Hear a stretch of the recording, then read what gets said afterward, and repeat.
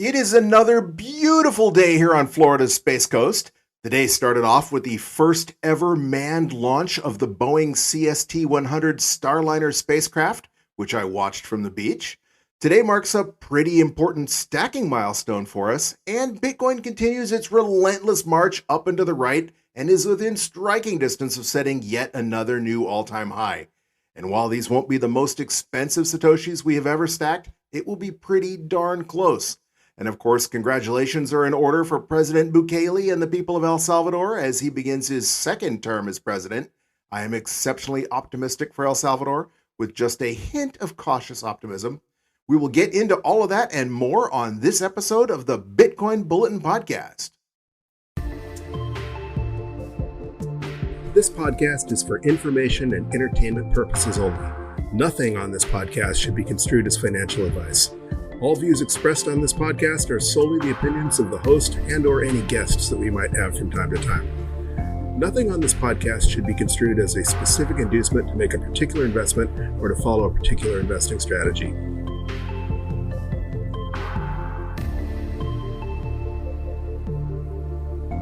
Hello, you sexy sat stackers, and welcome to the latest episode of the Bitcoin Bulletin Podcast. As usual, I am Chris. And as I mentioned in the intro, the weather here on the beach was absolutely fantastic today. But there is a saying that anything in nature that is either really beautiful or really ugly is usually incredibly dangerous. For example, the gorgeous weather today belies the fact that June 1st marked the official start of the Atlantic hurricane season.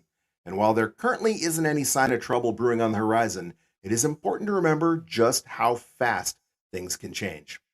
Along those lines, we've seen countries swing away from freedom incredibly fast, including, unfortunately, most recently right here in the United States. This was brought into 2020 clarity with the 2020 events, what happened in 2020, not only with the lockdowns, but with the restrictions on social media, etc., and in other countries with the restrictions on financial freedoms and people being locked out of their bank accounts, etc. Even here in the United States, with people being deplatformed financially for expressing their political opinions. And I'm not bringing this up because of what we saw with the lockdowns and the associated global assault on individual liberty. In this case, I'm mentioning it because Joey from the Canadian Bitcoiners podcast had a particularly negative take on El Salvador on their most recent podcast.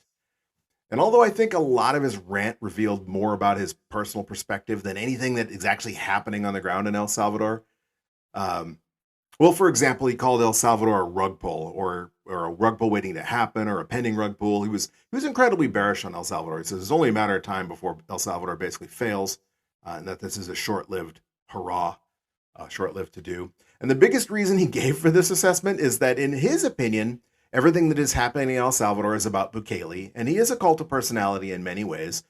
He is the figurehead that a lot of people adore, and they credit him with bringing massive change in El Salvador. And he was certainly the figurehead, and he certainly spearheaded that. He's certainly the leader they need, the leader who has helped them to where they are. But the people of El Salvador get pretty big credit for what they did as well. I mean, obviously, they rose up and they support him. He didn't start out as the president of El Salvador. He started out as a mayor of a small town, relatively small town, and he made huge changes in that town. And that's what helped propel him to the presidency in El Salvador. Anyway, that's neither here nor there. Joey from the Canadian Bitcoiner podcast was saying that there's this cult of personality in El Salvador and that they don't have any plan for what happens if Bukele goes away. And he said that, for example, if Bitcoin hits 500,000 or whatever the figure was, that you could just pretty much guarantee that he would be removed from office one way or another, where it was the IMF or the US or some sort of coup or whatever. But even if that wasn't the case and he just exhausted his term of office, which is 5 years, I believe. I think he said 4. A lot of people say 4, and I think they make that assumption because that's what the presidential term is here in the United States. But I'm pretty sure when I had Good Beans on to talk about coffee in El Salvador, he mentioned that in El Salvador, the president serves a 5-year term. I'm pretty sure that's the case. Anyway, he said that when Bukele's gone, so is the project, because there's no line of succession, that they don't have any plan for what to do when Bukele isn't there anymore. To Joey's credit, kind of towards the end of his rant, his very anti-El Salvador rant, he did kind of admit that a lot of this was on him because he doesn't necessarily know for sure that they don't have a plan of what to do if Bukele is no longer in power, that possibly they do. and that maybe it's just that it's because he's never been to El Salvador. He's not following the news closely enough. And Len, his co-host, called him on it and said, hey, remember, in order to run for a second term in office, Bukele had to step down. So for the last several months, there was actually a different president in El Salvador. A lot of people kind of forget that. So that's proof right there that there's at least some kind of line of succession in place. Either way, this isn't a show about another podcast. It just struck me that it seemed to be a pretty piss poor attitude for a Bitcoiner. And it was about as far removed from the whole Bitcoin is hope mindset that compels most of us. I mean, most of us are here because we think Bitcoin is the future, because Bitcoin is going to help bank the unbanked. It's going to help, help people that need to flee oppression with their savings intact, etc. And I'm getting into some stuff I want to talk about later on in the podcast. So let me just cut it off there with basically saying we might have gotten into it for whatever reason. You might have gotten into Bitcoin for a number go up to make a quick buck, but anybody that spends any kind of time here, you eventually start doing your research and you realize that Bitcoin is a revolution, that Bitcoin is hope. We say Bitcoin is the escape hatch. Bitcoin is the life raft. Bitcoin is hope is a mantra that you hear repeated over and over and over again. And Joey's negativity on the biggest shining beacon of hope right now, the biggest state example of the hope that Bitcoin can bring to an entire country, being El Salvador. I was just quite frankly shocked to hear him so contrarian on the situation in El Salvador. Anyway, there's a lot of actual news to get into, but before we do, let's take our customary look at Bitcoin's vital statistics. Today, of course, is Wednesday, June 5th, 2024, and that means it is DCA Wednesday. In fact, it's a historic DCA Wednesday because today is going to mark our 150th stack. More on that after the vital statistics. At the time of this recording, Bitcoin is sitting at a block height, and this just came in. We just saw a new block as I was checking the stats. We're at block height 846,671, and Bitcoin is ringing in at a US dollar value of $71,250. And that is pushing $4,000 more than just last DCA Wednesday. And as a result, each filthy fiat dollar that we convert into Bitcoin is only going to purchase us 1,404 Satoshis. So about 76 Satoshis per dollar fewer than we got just last Wednesday. Of course, as the price of Bitcoin goes up and to the right, the number of sats you're going to be able to stack is going to go down. I mean, that's just the nature of the beast. For those of you who value your wealth in shiny yellow rocks, one Bitcoin will purchase you 30.4 ounces of gold. I got my tongue all twisted up on that. That is not the way to look at it. It will cost you 30.4 ounces of gold to purchase just one Bitcoin. If you are one of those gold bugs, and I say you get Bitcoin at the price you deserve, today that is 30.4 ounces of gold. That is 1.5 ounces more than last DCA Wednesday. And that's even with the price of gold up like 0.5% today. Gold is about $100 short of its all-time high. So just like Bitcoin, it's hovering at all-time record highs, but it continues to trend down into the left in terms of Bitcoin, regardless of what it looks like it's doing in US dollar value. And I think that's part of the reason why a lot of the no-coiner gold bugs are so salty when it comes to Bitcoin. You know, there are the gold bugs who have recognized that, hey, Bitcoin is what we've been trying to do, because some of these gold bugs, they've been gold bugs since the 1971, when they closed the gold window in 1971. They've been around a long time. People like Larry Lepard, he's a big gold bug and he still invests in gold, but he also recognizes that Bitcoin is everything he believed in gold, but better, that it has all of the things he hoped for in gold and then improves upon that. That's why we call it gold 2.0. But I think for many of the gold bugs, they've been waiting for the US dollar to collapse for so long. And, they were hoarding their gold, and they knew that they were doing the right thing by hedging against the US dollar, by hedging against fiat, by building their stack of gold. And then comes the new young buck. Bitcoin comes along, and it kind of stole their thunder just as it's looking like their doom prophecies are finally coming true. And here we are with something newer and better. And I think that's part of the reason why some gold bugs are so salty. But I digress. Back onto the vital statistics. Kind of skipped over this one. Bitcoin's current US dollar value gives it a market capitalization of $1.4 trillion. That is up $70 billion since last DCA Wednesday, and significantly now above the 1.32 trillion market cap of silver. We've been seesawing back and forth between in front of silver and behind silver in terms of the top currencies in in the world as far as market capitalization is concerned. And who knows, maybe Bitcoin will dip again because, like I said over and over again, it isn't all up and to the right unless you zoom out. If you're paying hyper attention, if you're micro focused on Bitcoin's day-to-day price action, we get 5 to 7, 30% retracements, even when Bitcoin's having its face melting bull run. So, but once it does really get ripping, I don't think we'll ever see silver surpass Bitcoin's market cap ever again. Once, the trend with Bitcoin has been once Bitcoin finally starts setting that new all-time high, that it never goes back to its previous all-time high the next cycle. So whatever the new all-time high is this cycle, Bitcoin will, if history repeats or rhymes, will have a retracement, maybe 50-80% like it has in the past, but it won't go below the previous all-time high or much below the previous all-time high. So the previous all-time high being 69,000. If it dips to 69,000, then we'll stay right in the range of silver's market cap. But that won't be just like when we saw Bitcoin dip down into the teens during this bear market. It wasn't there very long, and hopefully you were stacking alongside us because we bought some of that cheap discount Bitcoin.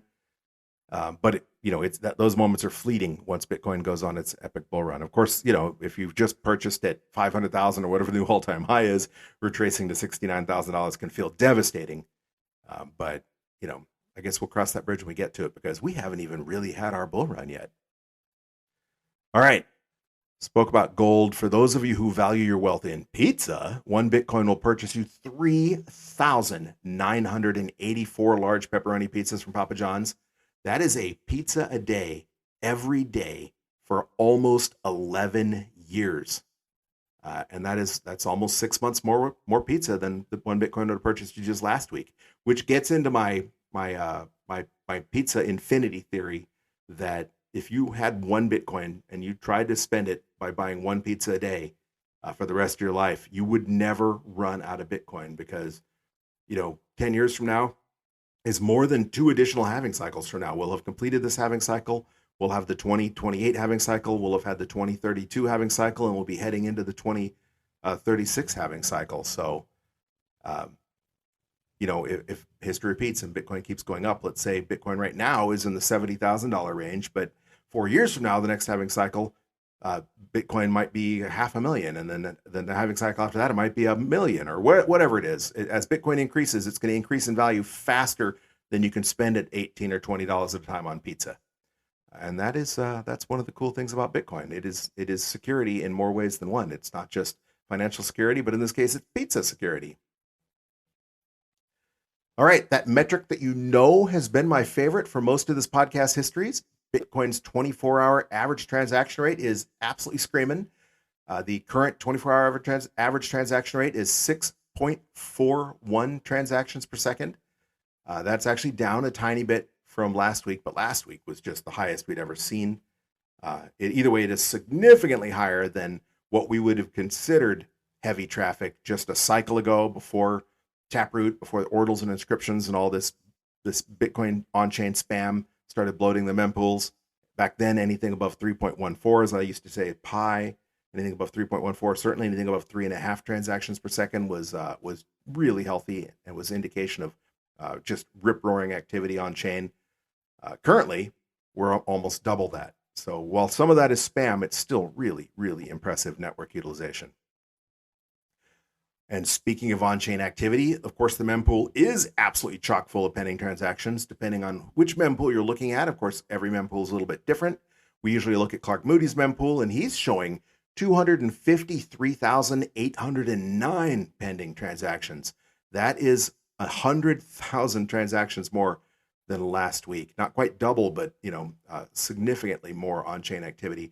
Mempool.space likewise is showing an increase in on-chain activity, or an increase in mempool bloat, showing 335,485 transactions, also an increase of more than 100,000 transactions over their mempool last DCA Wednesday.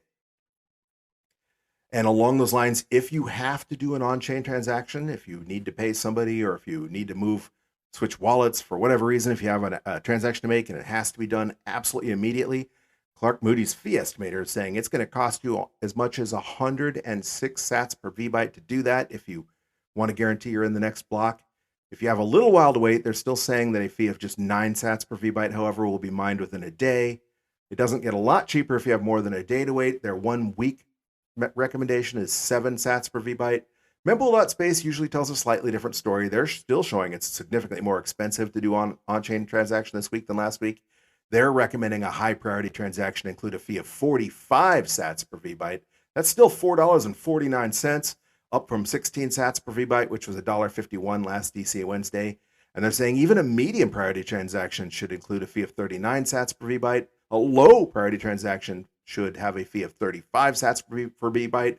And they're saying the absolute lowest you should set your fee would be a no priority transaction of 18 sats for VByte. That's turning into one of those she sells seashells by the seashore tongue twisters. That is more than double the estimate for a no priority transaction that Clark Moody's dashboard is giving us. The takeaway there is twofold. A, fees go up and fees go down. As I mentioned, they're often cheaper at night when it's night in the United States and Europe. Usually around midnight to 2 o'clock in the morning Eastern Standard Time, I noticed that fees are a heck of a lot cheaper. And certainly over the weekends when there seems to be much fewer activity. Of course, the normies in the financial world who are having a big impact on Bitcoin now, they take their Fridays and Saturdays. They leave the office early on Friday, take their Saturdays and Sundays and their holidays off. They don't do any kind of trading.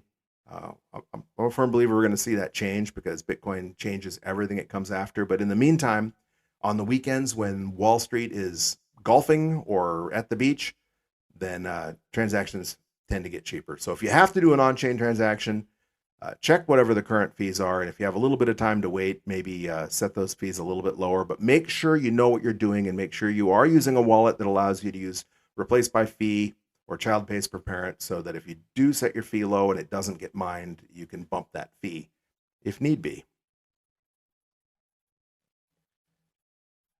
And speaking of on-chain, we are just 49 blocks away from the next Bitcoin mining difficulty adjustment. That is, that's just a couple hours. That should be just a couple hours from now. And we've had a big change. All month, it's been looking like we were going to have a difficulty increase, and it had been progressively larger. Like 3 weeks ago, it was only going to be about a 1% increase, a 0.05 to 0.1% increase. Sorry, not even a 1% increase. And then last week, it was looking like it might be a 2.8 to almost 4% difficulty increase. And now all of a sudden, we're on the cusp of that difficulty adjustment, and it's going to be a decrease. If things stay as they are in the next 49 blocks, miners are going to find it either 0.15 to 0.2% easier to mine the next block. Of course, that's part of the genius of Satoshi Nakamoto, the genius of the Bitcoin protocol, that it adjusts the difficulty that it takes to find a block every 2016 blocks, which works out to about every 2 weeks, to keep up with increases or decreases in hash rate, to keep those blocks coming in on average of 1 block every 10 minutes. Of course, that is an average. I tweeted yesterday or the day before that it had been over an hour since a block had been found, and that just before that, there had been 2 blocks found within about a minute. So it's an average. But this might be another example of Bitcoin fixes this, because I haven't heard about any power outages in Texas related to the heat. I have heard about some ongoing power outages from all the tornadoes and such that they had. But it's been really, really hot in the southwestern United States. Right now, for example, it's 92 degrees Fahrenheit in Rockdale, Texas, where Riot has its largest Bitcoin mine. For you that don't do freedom fractions, that's 33.33 degrees Celsius, which is pretty darn hot. And it's supposed to be even hotter in the next 4 days. So in the past, we have seen rolling blackouts or brownouts where there wasn't enough power, not enough electricity for the high demand from everyone coming home and turning their air conditionings on to keep up with the extreme heat. And so the miners have these load balancing agreements where they turn some of their miners off or all of their miners off so that there's enough electricity for other uses so that people don't have to have power outages. And I don't know if that's what's happening, but that would seem like a no-brainer because a heck of a lot of hash power had to come offline to swing from looking at an almost 4% difficulty increase to looking at a 0.2% difficulty decrease. And looking at Clark Moody's dashboard, he's showing that currently the network hash rate is estimated to be 603.2 exahashes. And my notes from last DCA Wednesday say he was estimating it to be 620.8 exahashes. So that's more than a 17 exahash decrease. Of course, if Riot and some of the other miners shut down to feed the electricity back to the grid, that would certainly explain that. And that would be another example of Bitcoin fixes this. And of course, blocks are coming in pretty close to their target. Right now, they're averaging 10.2 seconds in between blocks, but that is significantly slower than the 9 minutes and 38 seconds they were screaming in at last DCA Wednesday, and hence the swing from a difficulty increase to a difficulty decrease in just a couple hours. Of course, we don't know until it happens. For example, last week we were dead set that it was probably going to be a pretty hefty increase, and now it's looking like it's going to be a decrease. So you never know until that final block of the difficulty epoch is mined. But we're getting close enough that it looks like it's a done deal. Real quick, I want to thank those of you listening on your favorite podcasting 2.0 apps, such as Fountain. Fountain allows you to support your favorite podcast through the value for value model by streaming sats or boosting sats to your favorite podcasts. If you feel that you're getting a Satoshi per minute worth of value out of listening to this podcast, you can set your Fountain wallet to stream 1 Satoshi per minute. If you feel like you're getting 10 sats per minute, you can basically decide whatever value you think this podcast is contributing, contribute value back. My favorite method, however, is you can send a boost. And a boost is where you send a message, a shout out, if you will, to your podcast, letting them know what you think. Just saying hi, or just saying hello, just saying thank you, or saying what you don't like about the podcast, or maybe a shout out to a friend. I've seen on other podcasts, it hasn't happened on this podcast, where people have announced the birth of a child or announced a Bitcoin meetup in the form of a shout out. And that helps you return value to your favorite content creator, because it is a Lightning transaction, so that shout out comes with Satoshis. And we do not have any boosts to read this week, but as usual, unless you specifically request that we do not read your boost, we do read our boosts on the next. Usually I try to read them on the next Bitcoin Bulletin DCA Wednesday podcast. In the past, we've had like Weekend Update or specialty podcasts that have come out in between the DCA Wednesdays. And I think in those cases, I've read the boosts on both the specialty podcasts, because I do say on the next episode of the Bitcoin Bulletin podcast, and if we do a weekend update, that would be the next episode. But then I also usually read them on the following DCA Wednesday in case you don't tune into those specialty podcasts, so you don't miss your shout out. Anyway, thank you for all of you who have supported the podcast in the past, whether it by streaming sats on the per minute basis or through the shout outs. And speaking of our listeners, our geographic distribution of listeners has remained stable again. You know, we had months and months and months of ossification, and then in the middle of last month, we had a big shakeup. Not a huge shakeup, but we had one country fall out of the top 10 and another one move in, and we had little bit of jockeying change up of where the countries that were in the top 10 were positioned. For the most part, there wasn't a big change, but there has been no change in the last week. As usual, the number one country for listeners is the United States, where over half of you are listening. So thank you to all my fellow Americans out there in the good old US of A, wherever you're listening, whether that's in the sweltering heat in Texas or whether that's here on the beach in Florida. Thank you for listening. Number 2 remains Argentina. So muchas gracias, amigos in Argentina. This is always particularly flattering for me, because I truly believe Argentina is one of those places where Bitcoin can really make a difference. I think that's why they have such a big Bitcoin population there, because they know it can make a difference. They know what it's like to have a hyperinflating currency. And that goes above and beyond whatever may happen with the new president in Argentina as well. So it's really, really cool that not only do we have a lot of listeners from Argentina, but you are the second largest cohort of listeners to this podcast. So again, muchas gracias, amigos in Argentina. Number 3 remains Germany. So Dankeschön, mein Freund in Deutschland. Germany has always had a special place in my heart. I have lots of friends over there. I used to have family over there. Not so much anymore. Of course, my family lineage traces back there as well, without doxing myself too badly. I've always said German Bitcoiners seem to have the most fun. So it's really cool that our third largest cohort of listeners is in Germany. So again, Dankeschön, mein Freund in Deutschland. Number 4 remains Canada, where the weather is probably absolutely gorgeous, and you're certainly not having rolling blackouts due to the heat. At least I would assume that's not the case. So hello to all of you in America's attic, America's hat, the occasionally frozen white north. And thank you for listening, especially if you also listen to the Bitcoin, the Canadian Bitcoiners podcast, and you take exception to my my take on Joey's take on El Salvador. Number 5 remains Luxembourg. Again, Dankeschön, mein Freund zum Luxembourg, or Morien, to those of you like Leggy who speak Luxembourgish. Number 6 remains Spain. So, hola, muchas gracias, amigos, in Spain. Number 7 remains the United Kingdom. So, hello to our friends and cousins across the pond in the jolly United Kingdom. Number 8 remains Venezuela. So, hola, muchas gracias, amigos, in Venezuela, another country that is no stranger to hyperinflation, where they know the true value of Bitcoin more so than a lot of people that are sitting comfortable in the United States or Europe and that haven't experienced massive currency devaluation yet. Number 9 remains Colombia. Hola, muchas gracias, amigos, in Colombia. And of course, number 10 for the third week in a row remains Mexico. Again, hola, bienvenidos, muchas gracias, amigos, in Mexico.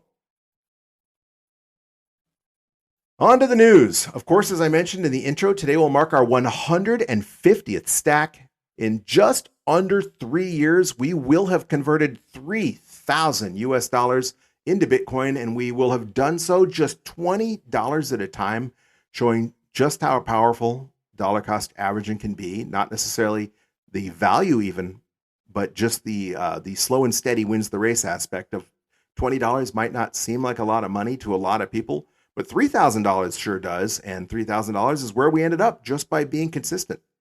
Speaking of stacks, if you follow Mr. Beast, who is YouTube's biggest star, he posted a video a couple of days ago where he was basically trying to run with different amounts of cash, holding different amounts of money, paper money. And it started out with him just running with no money at all. And then it cut to him running, and he's carrying 2 duffel bags, $10,000 in each bag, I assume, because it says $20,000.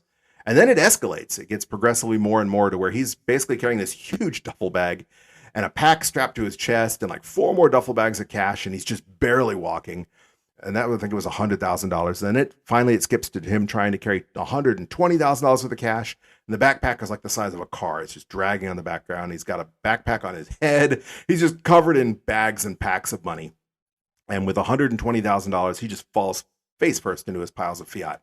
Can't take another step forward. And the lesson that he should have taken away here is that he could have run as far and fast as he pleased if he was holding Bitcoin, and it wouldn't matter how much money he was carrying.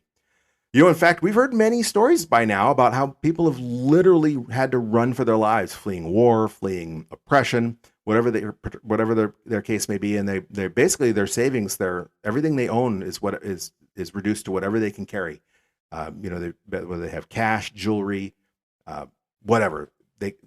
Whatever they're going to start their life over with is just what they can carry. And in the past, we've seen that ultimately they'd end up arriving at their new home with almost nothing, whether it was lost, stolen, etc., by border guards or by thieves along the way. They were lucky to get there with the shirt on their back and with their lives.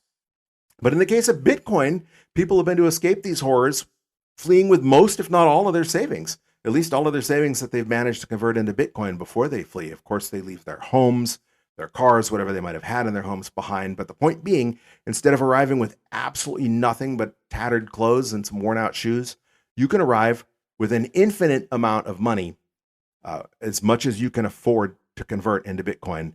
And unlike Mr. Beast falling flat on your face just trying to carry $120,000 worth of paper, you can carry it all. And it's just as simple as having 12 or 24 words in your head. Or a hardware wallet if you feel comfortable trying to get a hardware wallet across a border. That might be a problem. So there are ways to do so. And podcasts that get into more depth about how to flee with your savings. And we're not going to get in depth into that in this episode. It was just interesting to note that, interesting to watch that Mr. Beast video and to see that that would be moot. None of that would matter at all if he'd been trying to jog with Bitcoin instead of with huge duffel bags full of paper money. Speaking of paper money, it has officially begun. The Bank of Canada has become the first central bank to cut interest rates, cutting interest rates by 0.25%, 25 basis points, from 4.75 to 5%, the first cut in 4 years.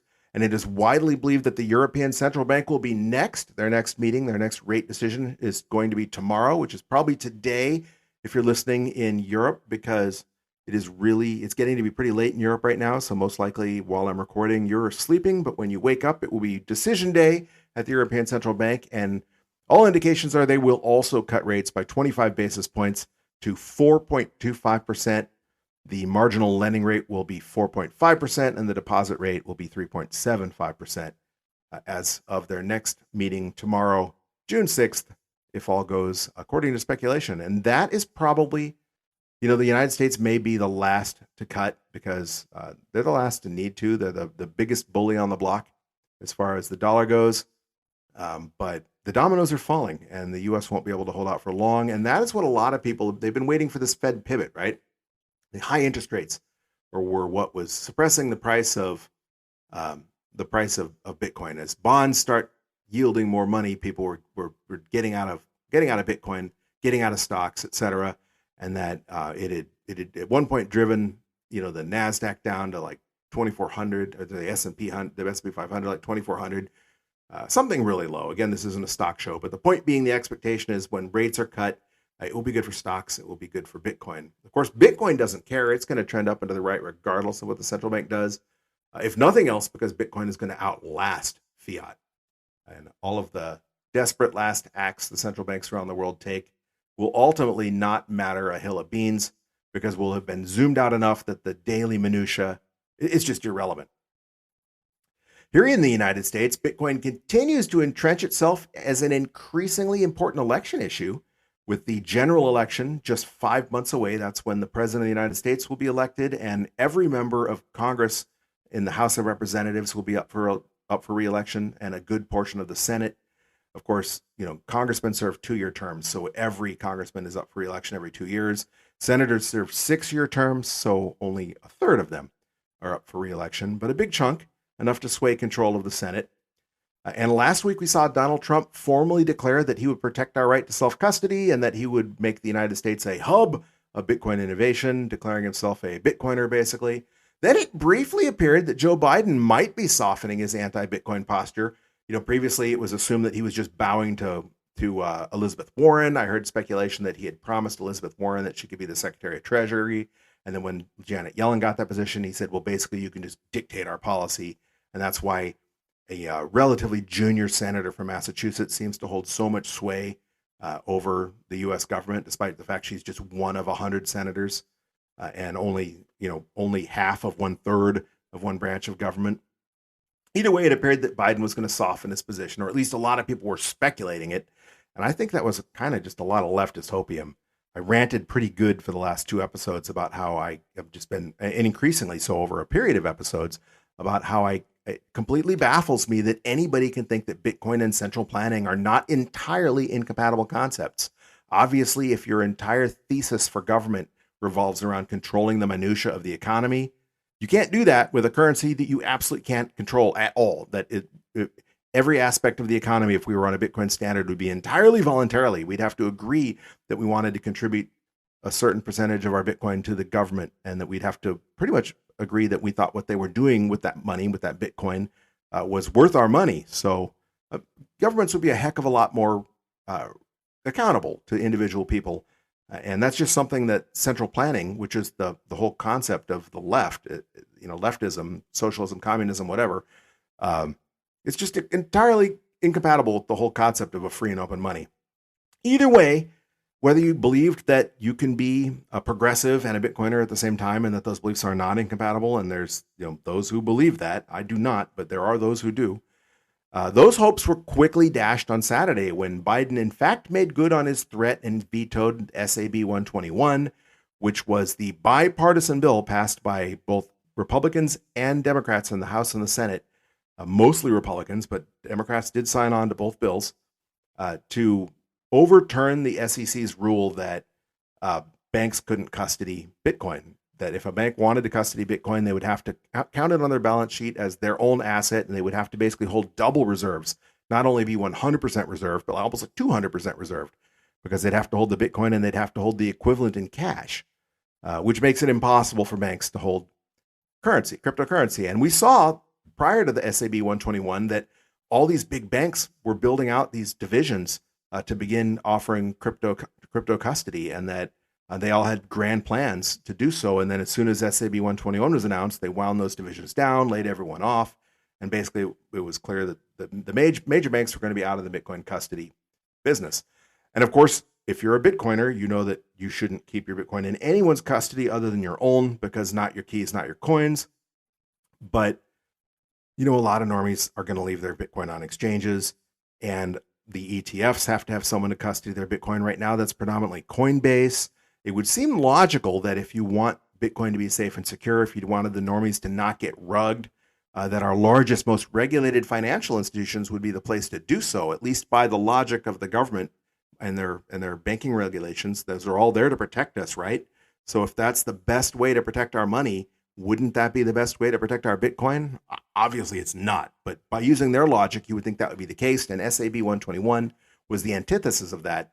And Biden showed that he is definitely still in the anti-crypto army with Elizabeth Warren when he vetoed SAB 121.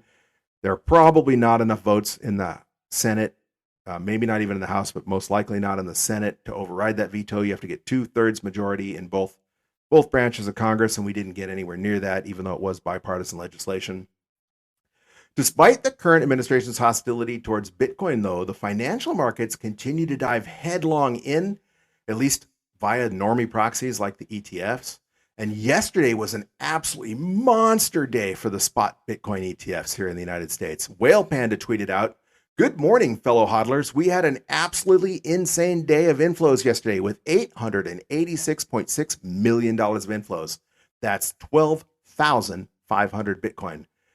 He goes on to break it down by which Bitcoin did, which ETF brought in, varying amounts, and even GBTC, which you've seen people fleeing like rats fleeing a sinking ship, had $28.2 million of inflows. The key takeaway here is there are only 450 new Bitcoin mined every day, and the ETFs in one day soaked up 12,550 Bitcoin. That is 27, almost 28 days worth of newly mined Bitcoin, all sucked up by the ETFs just in the United States in a single day. Of course, there's ETFs all over the world now, more so every day. And you know how this ends. Supply and demand. Supply is one half of demand, and you can't continue to sell Bitcoin at a rate exceeding its production that dramatically without eventually running out. It's the meme of the polar bear holding the ball underwater, the soccer ball underwater, the utility ball or football or whatever it was.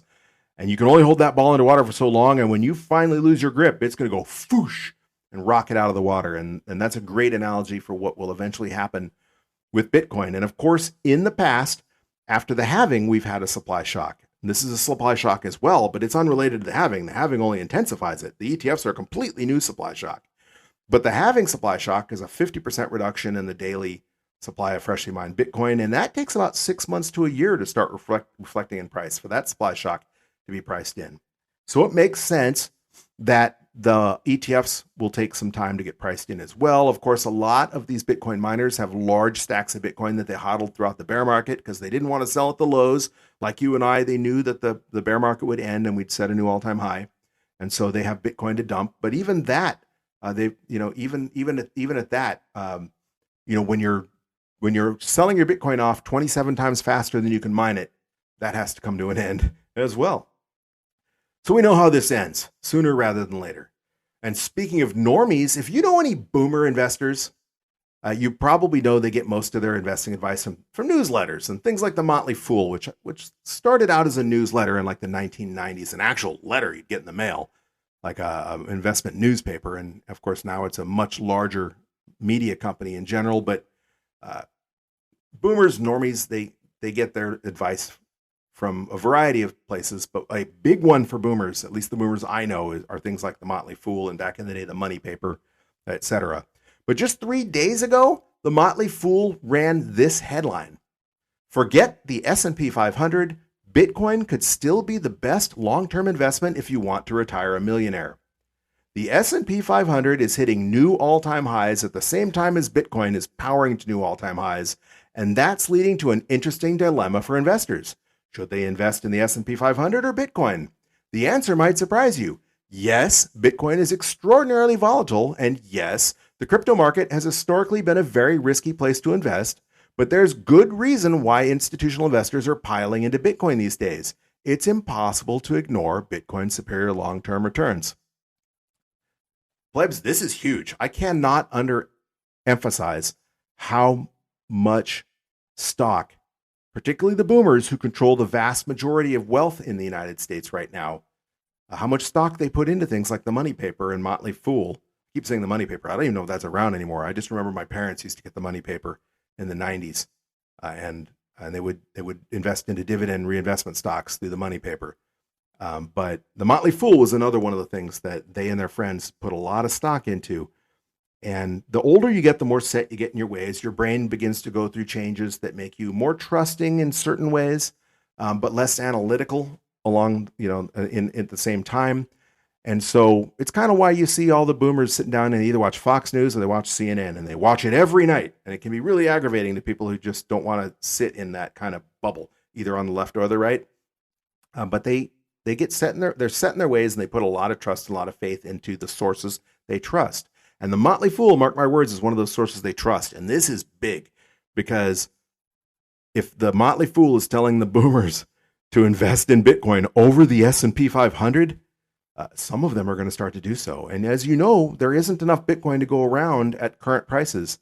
So if even 1 or 2% of boomers that hadn't even heard of Bitcoin or think of it as some scam that the young whippersnappers are investing in, this is going to change some of their minds. And if it changes the minds of 1 or 2%, that will have outsized effects on the supply and demand equation as far as Bitcoin is concerned.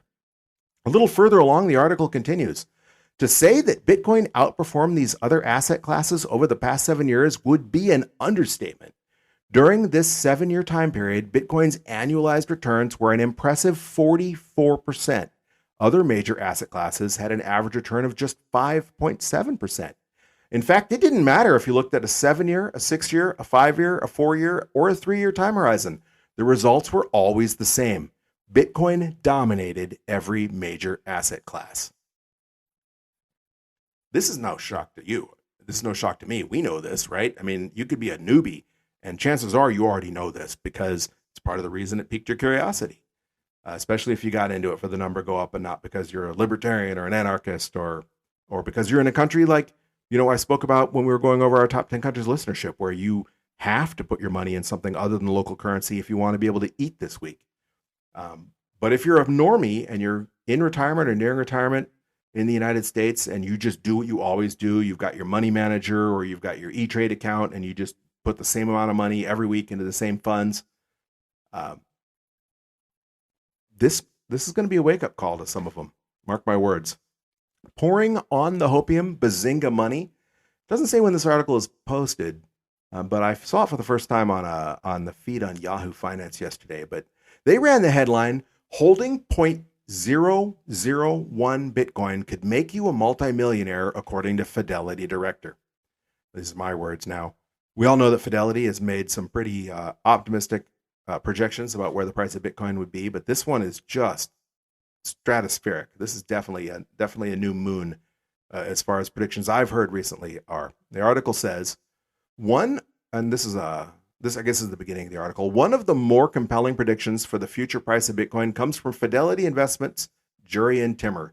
Fidelity's global head of macro has claimed that Bitcoin could go as high as $1 billion by 2038. My words, that's billion with a B, as in Dr. Evil. $1 billion. The article continues, the prediction is mostly based on Metcalfe's law, which states that a networked financial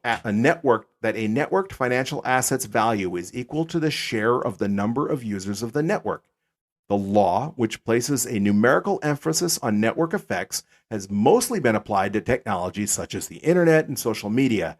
However, Timmer believes that the law is also applicable to Bitcoin. It talks about, goes blah, blah, blah, talks about a few things that are kind of a tangent, and then it continues a paragraph or two later. If Bitcoin reaches $1 billion, an investment of $1,000 would be worth $16.7 million in 2038. A minimum investment of $60 or 0.001 BTC would be needed to become a millionaire. So that assumes the current Bitcoin price of $60,000. My words, now I'm doing some mental math here, which quite frankly could have been a number of different time ranges. Bitcoin passed the $60,000 range a few different times since we left the bear market, or even last bull run, the double peak. It did it twice. The most recent time we were at $60,000 was about May 15th or so a couple of weeks ago. So the article may be 2 weeks old or maybe even older, but probably about 2 weeks old. Or maybe that's when they did the research and they just published the article. I don't know. It doesn't show the date. Either way, that is definitely one of the most optimistic predictions I've seen outside of everything divided by 21 million, right? The whole concept of, all the world's value, all the world's real estate divided by 21 million Bitcoin. I have a lot of negative economic news in my show notes, the notes I've taken over the last week. I'm going to skip over most, if not all of it, because I think we're pretty much all up to speed on the state of the economy and how all the statistics are BS anyway. Just a reminder, if Bitcoin becomes the global reserve currency, it will be because fiat has failed. Either because Bitcoin replaced it or because Bitcoin replaced it because it failed first. Either scenario will probably result in some pretty ugly times. Fortunately, if you're listening to this podcast, you are already on the lifeboat. And even if you just got in, don't worry. As the last article in Bazinga illustrates, you're still early.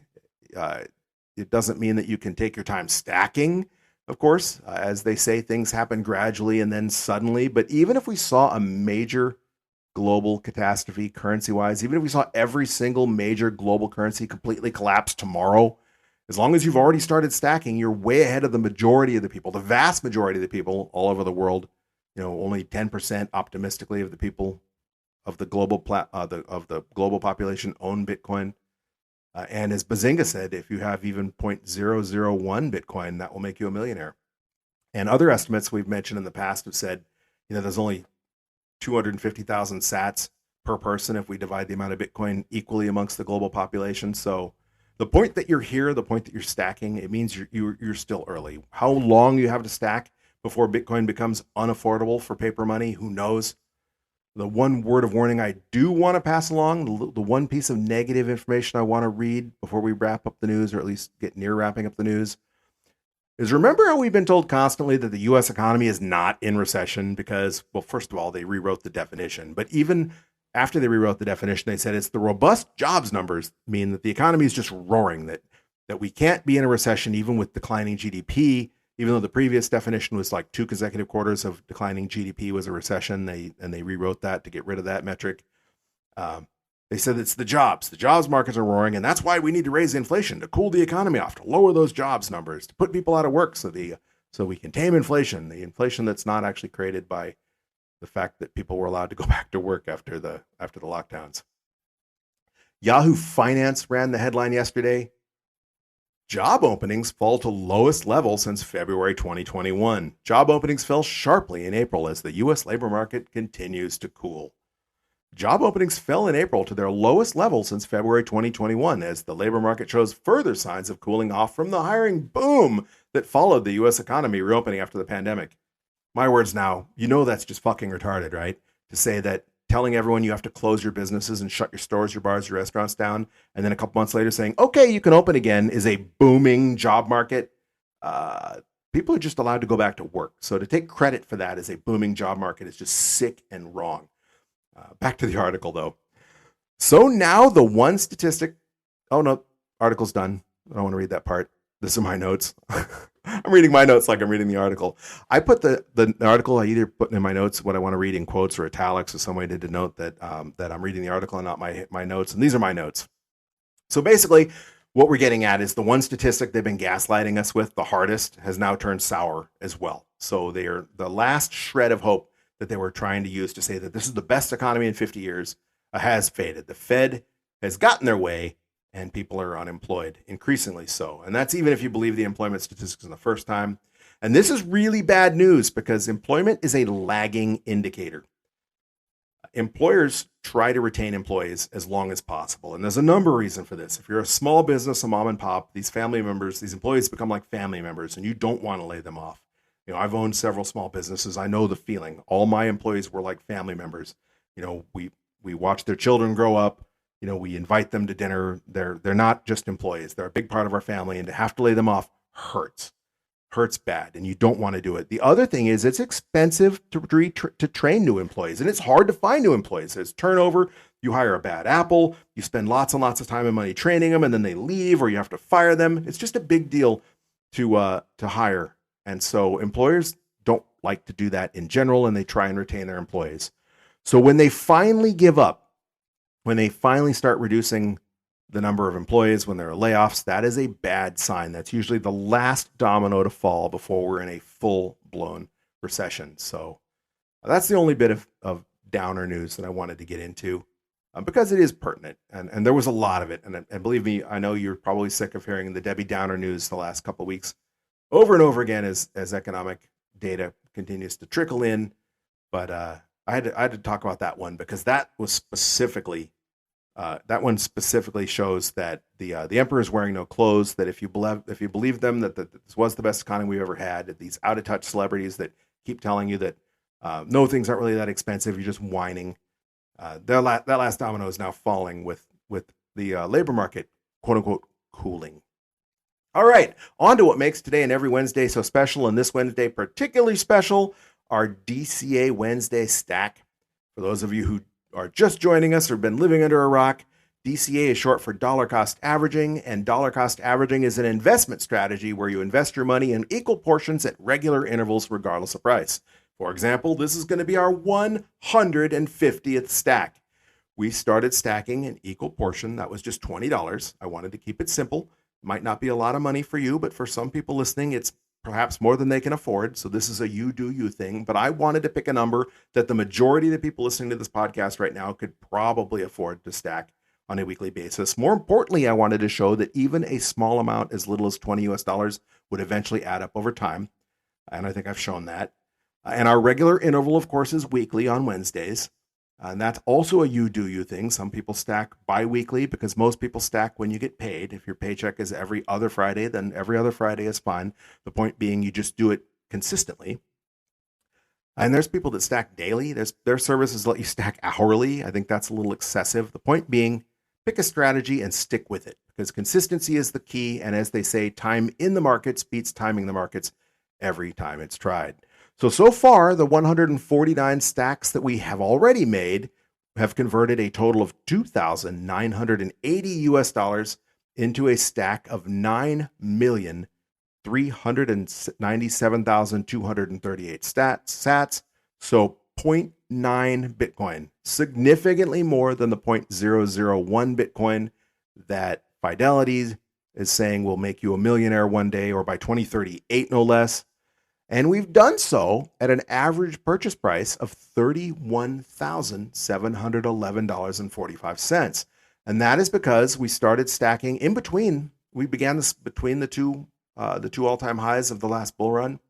It hit like 66,000 in like April of 2021, and then it went down, and then it went back up to like 69,000 in the fall, and then we had the bear market. So we stacked all the way up to 69,000, buying as high as $72,899 as recently as last March, when Bitcoin set its most recent all-time high. I guess during the last cycle, the highest we paid was almost $66,000, so pretty darn close to the previous all-time high. And then we stacked all the way down, and we bought as cheaply as $16,469.03. Add those all up, divide them by our 149 stacks, and you get an average purchase price of $31,711.45. We're going to add to that stack today our 150th stack. As usual, I will be using the handy-dandy Cash App. Cash App is not a sponsor of the show. I have a referral code in the show notes. Every user of Cash App gets a referral code to share with friends and family. Obviously, if you use that referral code, you get something for signing up. If you use our referral code, you'll help support the podcast. And instead of sending us Satoshis and helping support the podcast that way, you'll actually get paid to help support the podcast. I think the current offer is you'll get $5 for signing up, and the podcast will get $5 as well for doing so. So almost 10,000 sats, because I'll turn that immediately into Satoshis for the podcast, which we don't include in our dollar cost averaging stack, because that would skew our data. If I buy the dip or I make other purchases here and there, we don't include that in our DCA stack. And feel free to buy the dip and smash buy from time to time when you feel like it. I'm not going to talk about that, though, in terms of our DCA stack, though, because I'm trying to keep that data set pure so we can show that DCA in and of itself was beneficial. So I have Cash App open, and I already have money on the Cash App. So it's as simple as tapping Bitcoin, tapping buy, entering $20, hitting confirm, and boom, just like that, we've stacked another 27,562 sats. So 1,400 sats fewer than we stacked last week because we stacked more than $3,000 per Bitcoin. More, we got in. Bitcoin dipped a tiny bit. We got in at $70,932. So down a couple $100 from where we, about $280 from where we began the show. So in this case, my yapping for almost an hour got us a few more Satoshis. Usually I watch the price go up and end up buying more expensive. At least that's the way Murphy's Law seems to be. Either way, those 27,562 sats bring our stack up now to 9,424,800 sats. It also raises that average purchase price by another $119.46. So our average cost basis is now $31,830.91. That's still not too shabby because that is less than half of the $72,000 that Bitcoin is currently worth. And if Bitcoin goes up and hits $100,000, which I think will happen easily by the end of this summer, by Thanksgiving, Christmas time this fall at the latest, our stack of Bitcoin will have a US dollar value of $9,424.80, more than 3x what we've put in. If Bitcoin hits $1 million, that stack will have a US dollar value of $94,248. And if Fidelity's Jury and Timmer is correct, and we don't stack another single Satoshi by 2038, if their $1 billion prediction comes true, that stack will be I'm having a hard time talking. I'm looking at the number and I'm like, oh, that can't be right. Will be worth $94,248,000. And I don't think anyone could say $94 million would not be life-changing. And that is not too shabby for just $3,000 at just $20 a week. And I want to point out that for those of you who think you're too late, that you might not have a lot of money, $20 doesn't seem like a lot of money, but we've only been doing this podcast for less than 3 years. And in that short amount of time, we've stacked $3,000 worth of currency, converted $3,000 worth of currency into Bitcoin. And if you're one of those people that only has $20 to DCA, all of a sudden looking at $3,000, you can see how that's a significant investment, how it builds up over time. All right, before I wrap this up, I want to reach out to those of you listening and ask you to help support the podcast. Of course, you can support us via the value for value model. Again, you can stream us sats, help contribute value for the value we're contributing to you. You can send us that boost that we will read on the next episode, but you can also support us by helping feed the algorithm monster. Social media, Spotify, Twitter, everything basically curates the feed that you see based on certain metrics. And one of those metrics, for example, on Twitter has to do with the number of people that are following and interacting with our Twitter account. So by following us on Twitter, and we are at BTC Bulletin Pod BTC Bulletin Pod on Twitter, like pod for podcast, BTC Bulletin Pod, you'll help feed that algorithm monster, and that'll help our tweets about this podcast show up in other people's feeds and help other people become exposed potentially to Bitcoin, or at least this podcast. Maybe we can orange pill some people simply by you following us on Twitter. The other way you can do so, of course, is by, if you're listening on Apple Podcasts, ensuring that you have automatic downloads enabled for this podcast. Because as we mentioned at the beginning of this year, Apple started switching off automatic downloads if you hadn't listened to more than 2 episodes of a podcast in a week. And since we only do 1 podcast a week usually, unless you're going back and listening to a bunch of old podcasts, that's an impossible metric to meet. So they've switched your automatic downloads off. So by switching those back on, that helps feed that algorithm monster. And of course, the various podcast platforms you listen to have different ways to rate, review, or show your support for the podcast. But regardless of where you're listening, if you rate the podcast or leave a review or comment on the podcast, for example, Spotify, they've got comments enabled on the podcasts. That helps feed that algorithm monster, which will help us grow our audience and help us orange pill more people. Most importantly, though, I just like to hear from you. So if you are on Twitter, send me a DM at Bitcoin Bulletin Pod and let me know what you think about the podcast. We're also on Nostr. The NPub is listed in the show notes if you don't use Twitter and would rather rather connect with us on Nostr. And if you don't have either Bitcoin or Nostr, but you just use good old-fashioned email, send me an email. Let me know what you think. I check my email all the time. I respond to every email we get. And our email address is bitcoinbulletin@protonmail.com. Again, on Twitter, we're at BTC Bulletin Pod. On Bitcoin, and our email is bitcoinbulletin@protonmail.com.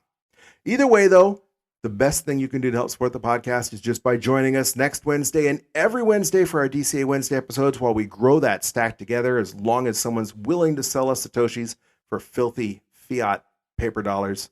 But until that time, keep on stacking those sats, you sexy sat stackers.